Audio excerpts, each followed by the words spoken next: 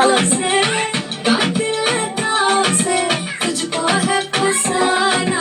Hello everyone, আমি দীপশিখা। তো আজকে ছিল আমার ভাগ্নির জন্মদিন। বাজার থেকে এসেই দিদি বলল যে ঘরটা একটু বেলুন দিয়ে ভালো করে সাজিয়ে দে। তো আমিও আর বেশি দেরি না করে আমিও বেলুন ফোলাতে শুরু করে দিই। তো আমার কাজও অলমোস্ট শেষের দিকে। আর এই হলো। আর তোমরা কি ভাবছো যে সবগুলো বেলুন ফুলেছে? ফ্ল্যাশব্যাক। হাইটে যাচ্ছে। আর আমার ঘর সাজানো অলমোস্ট ডান। আমিও একটা সুন্দর করে ভিডিও নিচ্ছিলাম, তোমাদেরকে তো দেখাতে হবে। তো পাশ দিয়ে সেই একটা বুনু বলে উঠল, কই দেখি।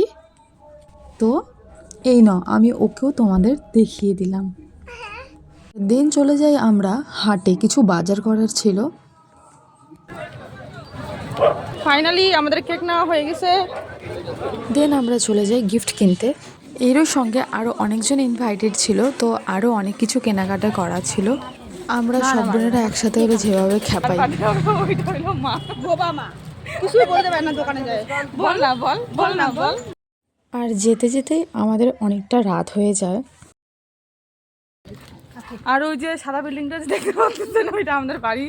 তো চলো যাওয়া যাক। আর এই হলো আমাদের বার্থডে গার্ল।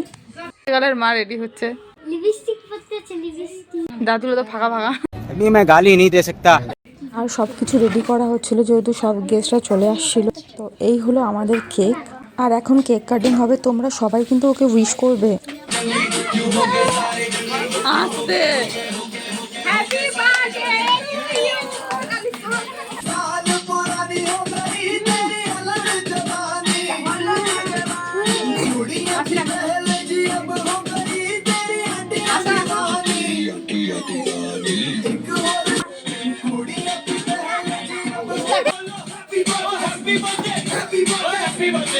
আর আজকে আমরা সবাই মিলে ভীষণ মজা করলাম। আচ্ছা বলো তো আমার ভাগ্নির নামটা কি? তাড়াতাড়ি কমেন্ট বক্সে লিখো কিন্তু।